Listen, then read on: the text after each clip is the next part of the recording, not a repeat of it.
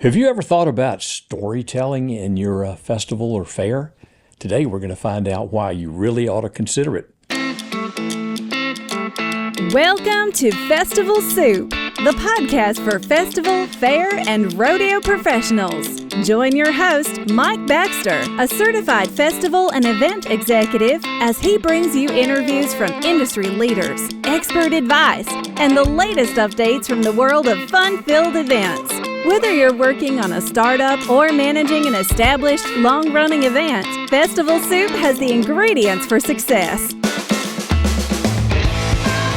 Welcome to Festival Soup. Today, we're going to be talking all about storytelling and how it can really benefit your festival or special event. My guest today is Mary Margaret Campbell from Dobie Dichos out in George West, Texas, Oakville. Welcome.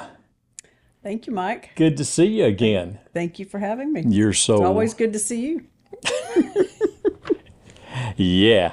So, give us a little background on Dobie Dichos, where it's located, what sort of activity it is.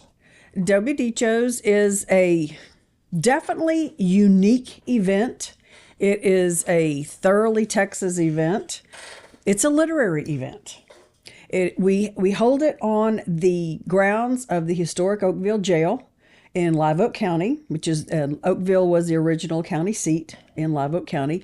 And Oakville is located right on I-37 between San Antonio and Corpus, a little closer to San Antonio than Corpus. It's really easy to find. There's an exit that says Oakville and everything. So what we do with Dobie Dichos is we honor our county's most famous son, and his name is J. Frank Dobie.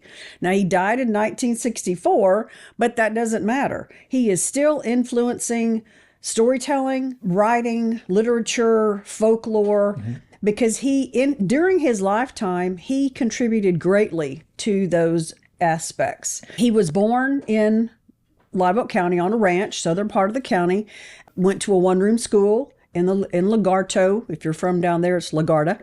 And then when it came time for him to go to high school, there was no high school in the county yet. He was born in 1888. So, Alice, Texas, had a pretty new high school, and his grandmother lived there. So he went to high school in Alice. And then from there went to Southwestern University in Georgetown, where he got a Bachelor of Arts in Classical Literature. From there, he went to Columbia University and got a master's in literature. He was a teacher.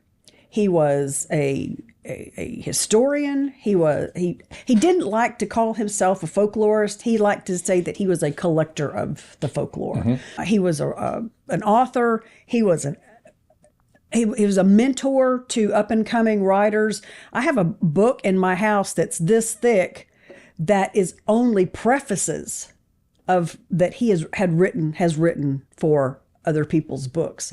He was very influential. If you come to Dobie Dichos, you hear me say, it's my opinion, and it's my opinion, that if it weren't for J. Frank Dobie, much of the folklore of Texas and the Southwest would not have been preserved, because eventually he made it almost his life's work to do that. He's probably most known academically for his tenure at University of Texas, where he developed a course called Life and Literature of the Southwest, which is still being taught today. So what we do with our event is we honor his contributions to these areas. And we invite, it's an outdoor event. We invite authors, storytellers, historians, other people along those lines to come to our stage and either tell a Dobie story or read a story from one of his books. Once in a while, people who have been very heavily influenced by him will read from their own work. But most of the time it's Dobie. We have had 13. We're working on number 14 this year. In those 13 years, we have had 78 individuals on our stage to honor J. Frank Dobie. So back to basics. In your opinion, why is storytelling so important? Okay. Stories are everywhere. When we listen to stories, we hear how other people live. We see how other people think about life, how they deal with life. We can gain empathy for others. We can understand others better, and often we can understand ourselves better. When we listen to the cultural stories, the folklore, we understand maybe a little bit better where we came from and why we do the things we do. They help us empathize with other people, understand other people, other cultures, religions, whatever it is. Plus, they're fun. They're entertaining. They can make us cry. They can make us laugh. They're very valuable. Yeah. So, as a part of Dobie Dichos was a part of a larger event up until a few years ago, and this event was all about storytelling, lying, tall tales, cowboy music, the George West Story Fest. And you were the director of that for many years. 10. So can you kind of just give people a little insight into how an entire festival was built around storytelling? Yeah, I'll even tell you how it started. Sure. Back in 1988-ish, the gentleman who was the president of the George West Chamber of Commerce was trying to think of, the Chamber of Commerce was trying to think of ways to bring people to George West. And this gentleman's name is Rob Snyder. And Rob remembered going to the Dairy Diner, which was a precursor to the Dairy Queen, with his grandfather and listening to the stories that were being told around the tables at the Dairy Diner. And he was like, that would be kind of cool. And what had happened 2 years before that was there was another group they named themselves the Tejas Storytelling Association. They're based in Denton, and they had started a storytelling festival. It's the Texas Storytelling Festival. It is still ongoing. George West Story Fest if it were still going, would have been the second oldest. But anyway, so Rob was thinking, well, it's fun to sit around and listen to these people talk.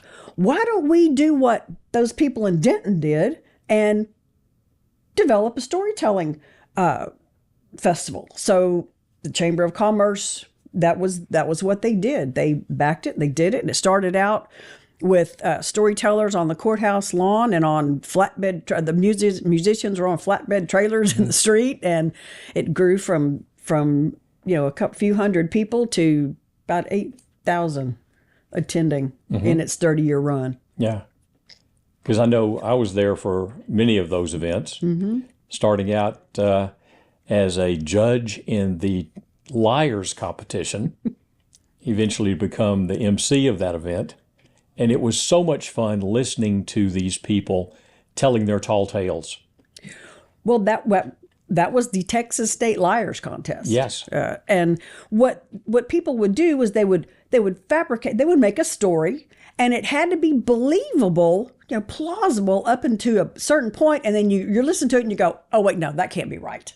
But talk about fun. And we had a competition, and we had the Texas champion state liar. And after a while, we started a children's division. Right. And they really got into it, too. They had a lot of fun with it. And a part of that event was you would carry storytellers to the public schools in the area. Yeah. So it was had an educational aspect to it. Yeah. In the early days, we sent storytellers to George West School District and Three Rivers School District. Those are the two school districts in the county.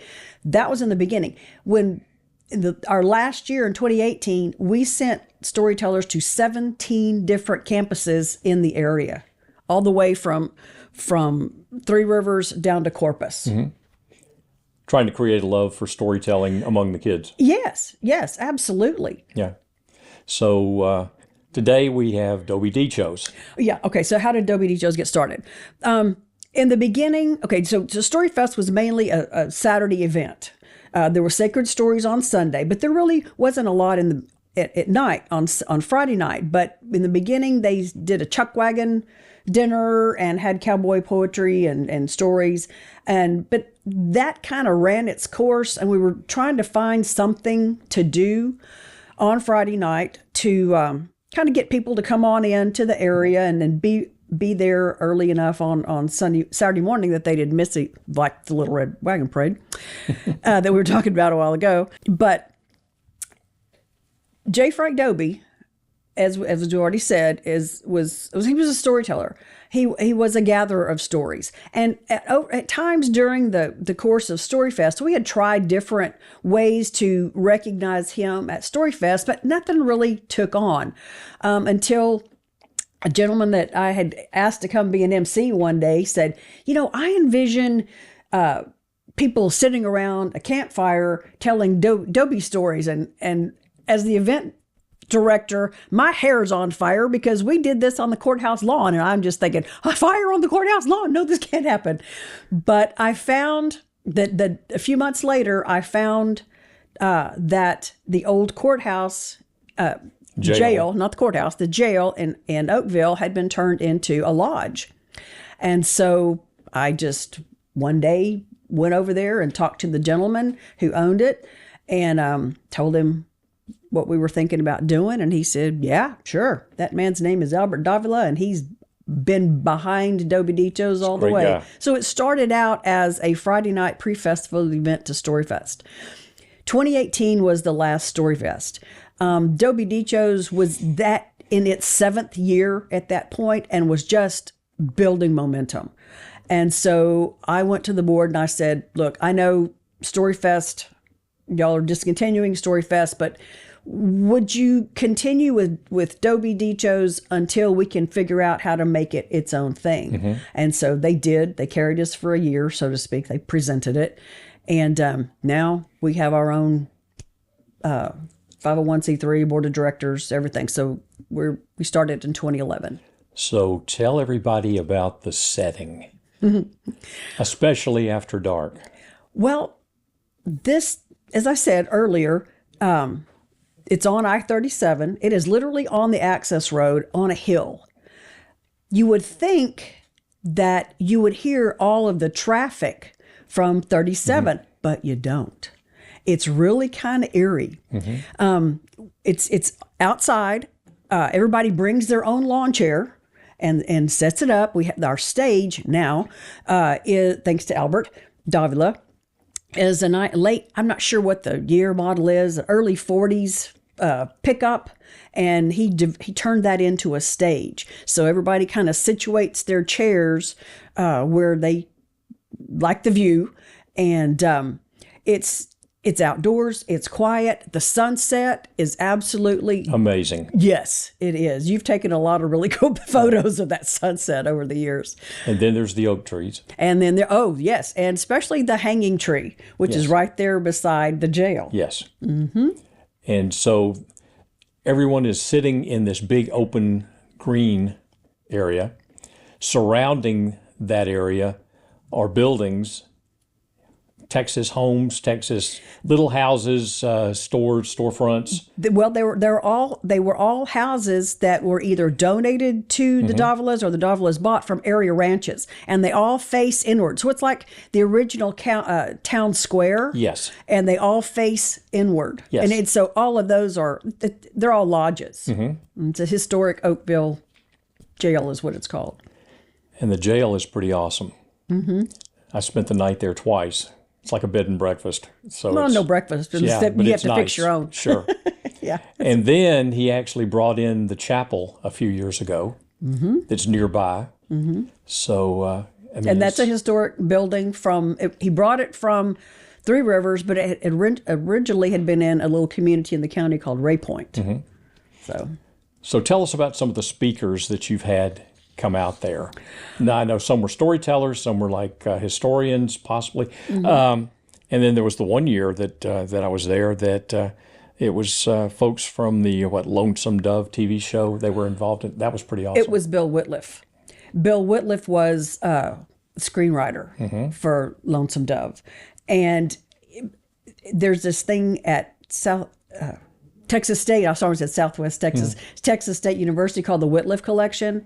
And that was begun by Bill Whitliff and his wife Sally with items that they had purchased when J. Frank Dobie's home was up for sale after he and his wife both had died. The things that they bought at that auction, they started the Whitliff collection at Southwest Texas, and Texas State now. And so, yes, Bill Whitliff, he also was a photographer. He wrote the screenplay for The Red-Headed Stranger, for Legends of the Fall. Even you may not even realize that he wrote that. And so, yeah, we have had 78 different people so far on our stage, and he is definitely, and a lot of really, really neat people. We've had. You want to ask me about some of them? Or you would just tell you? Just tell me. Okay. Well, we have had, there's a lady, a novelist, and they're all, except for maybe one person, they've all been Texas writers, historians, storytellers, what have you. One lady, her name is Paulette Giles. She has written a number of novels, but one of them, is called News of the World, and it has been it was adapted into a major motion picture starring Tom Hanks. She was on our stage. We've had Ken Wise, who has a podcast called Wise About Texas. He is the 14th Court of Appeals judge out of Houston. We've had Diana Lopez, she writes mostly middle school age novels. Her novel Coco was adapted into a major motion picture.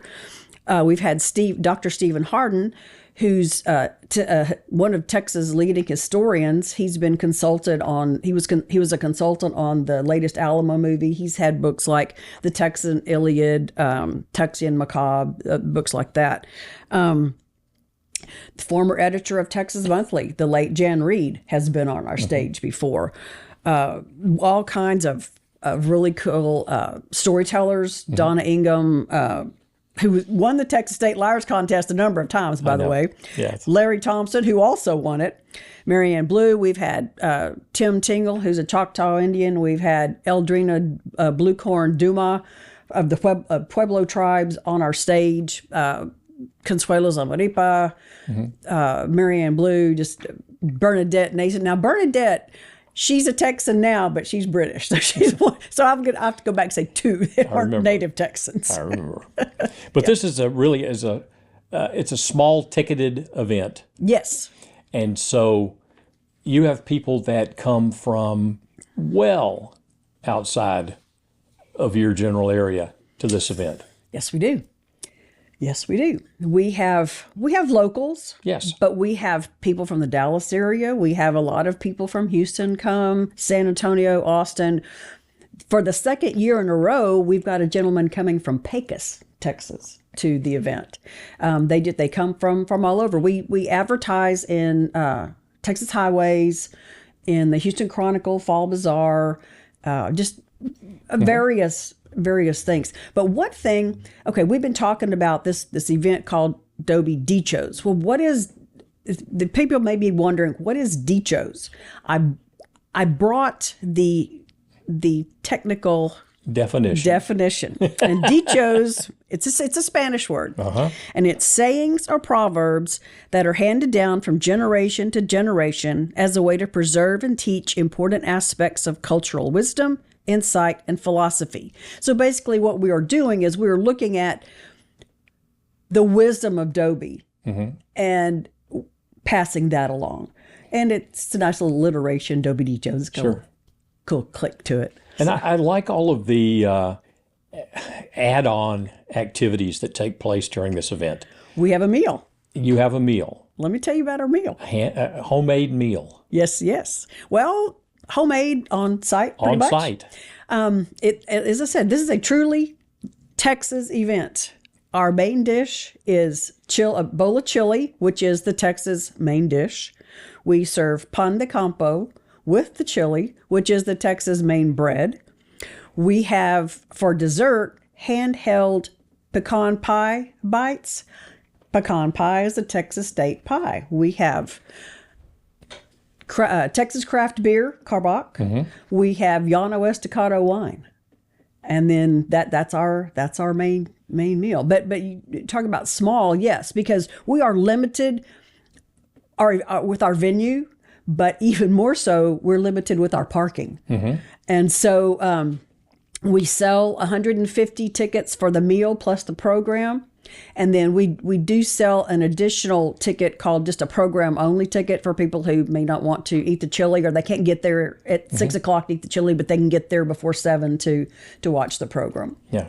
So let's take a quick break right here, and we'll be right back. Ready to elevate your event to the next level?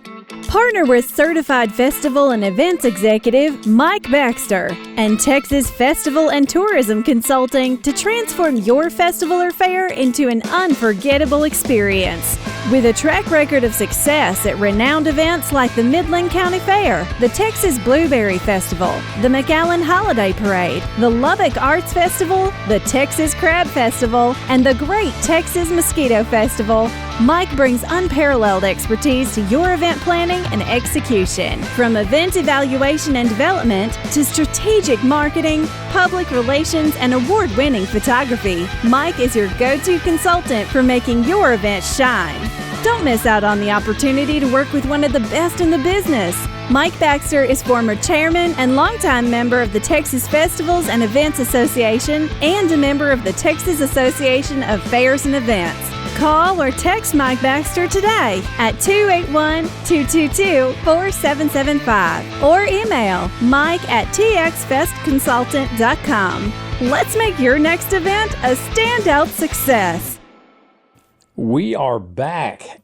We're talking with Mary Margaret Campbell out of the Dobie Dichos event that's down in Live Oak County, Texas, Oakville. And we're talking storytelling. So some of the other activities that take place during the event, the Western music off that truck stage has always been so cool to me, because you'll have soloists, you'll have duos, and a lot of it is, it would be like older guys my age, that are up there that have been playing cowboy music for years, and you can see it in their faces. I mean, they're just incredible folks. So can you expand on that a little? Well, that's how what we started with when we started the event. We decided that during the meal we would have some Western cowboy kind of music, and over the years we've had quite the variety.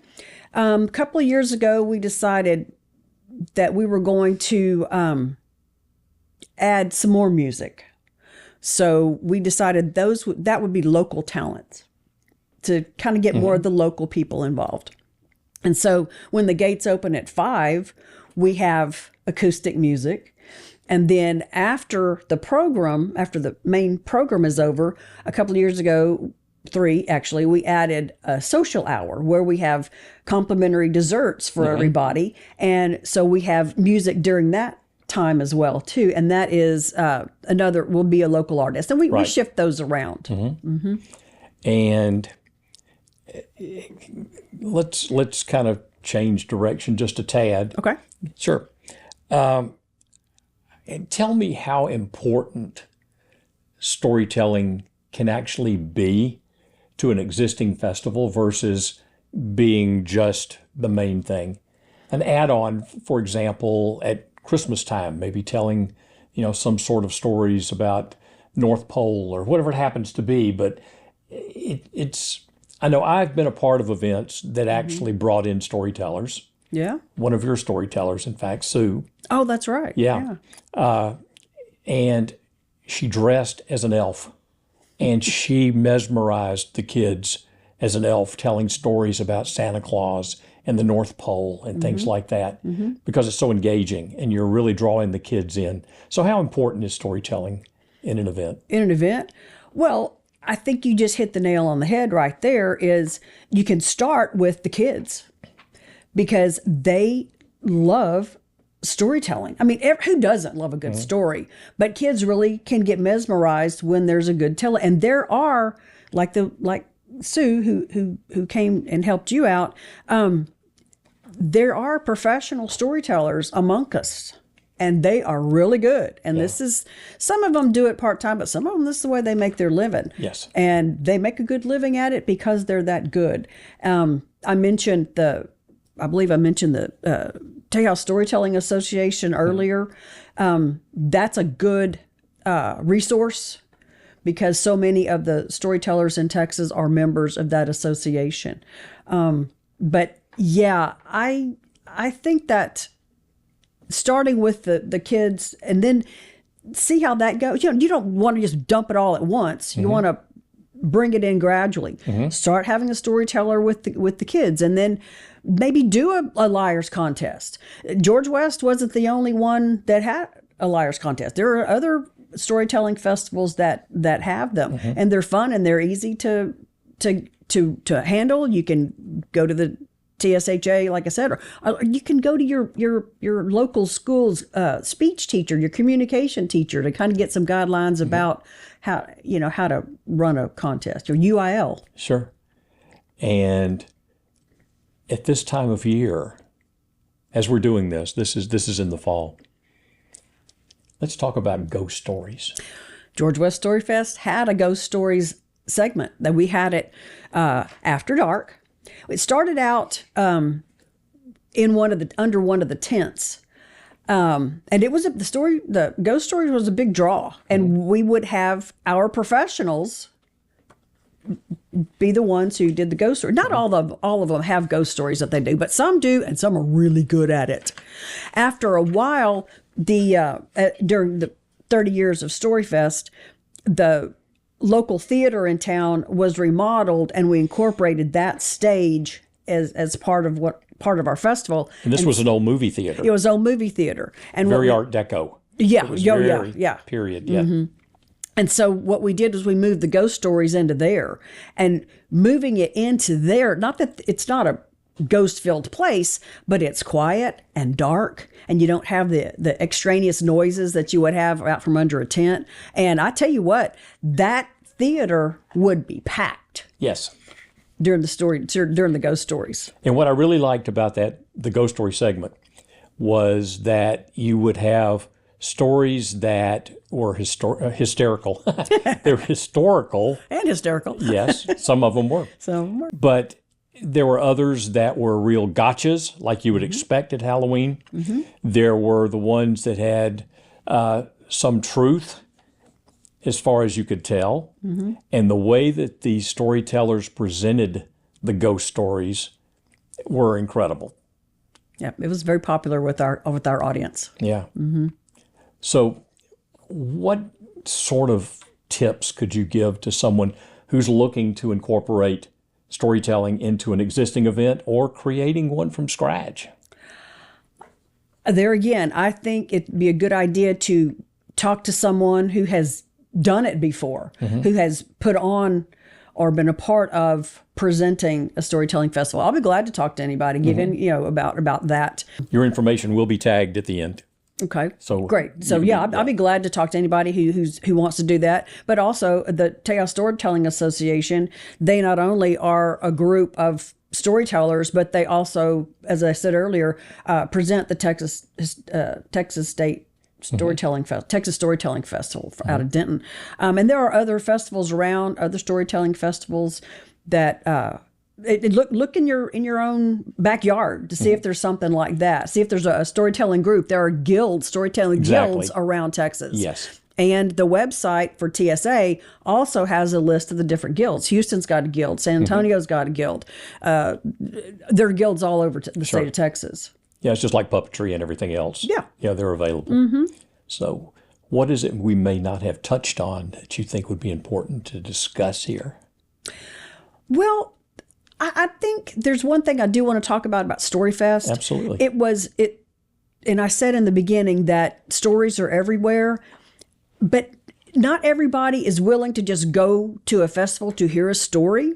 And that's where Storyfest was unique, is that most storytelling festivals, it's all storytelling and maybe some workshops on how to do it. But Storyfest was different because we had the Little Red Wagon Parade. We had the music. We had living history. We had a car show. We had a children's area. And what our thought was, if we bring people who are interested in the cars, they're going to hear the stories that the car owners had to tell, but they might also wander over under a tent and listen and become hooked and come back. And that happened time and time again. And of course, we had arts and crafts vendors and we had food vendors and what have you. But you can't just, I think if you're going to increase the audience, to expand the appreciation for storytelling, you got to make them come for something else, and then they're going to stay for the storytelling if they don't already just want to come for the storytelling. And you had 2 stages.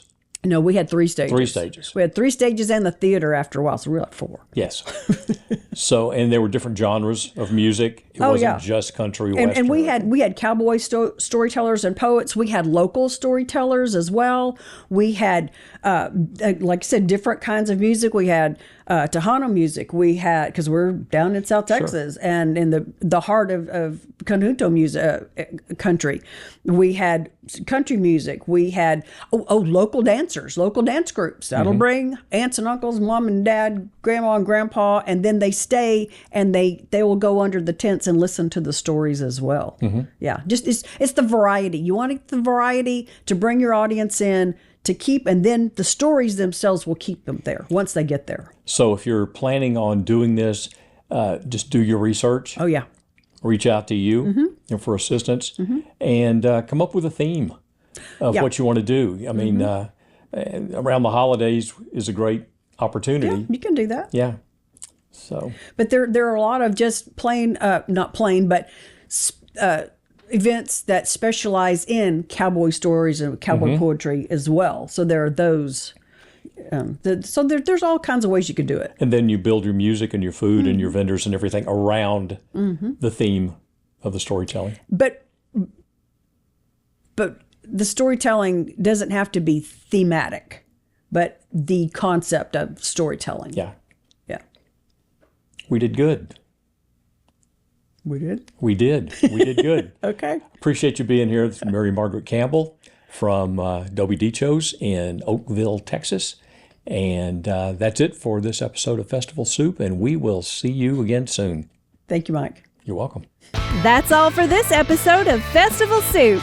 We hope you enjoyed our tasty serving of festival insights and advice. If you liked what you heard, be sure to subscribe on your favorite podcast platform and leave us a review. Your feedback helps us continue to bring you the best content in the industry. For more tips, trends, and updates, visit our website at www.festivalsoup.com. Thanks for tuning in, and remember, great ingredients make for a tasty festival soup. See you next week.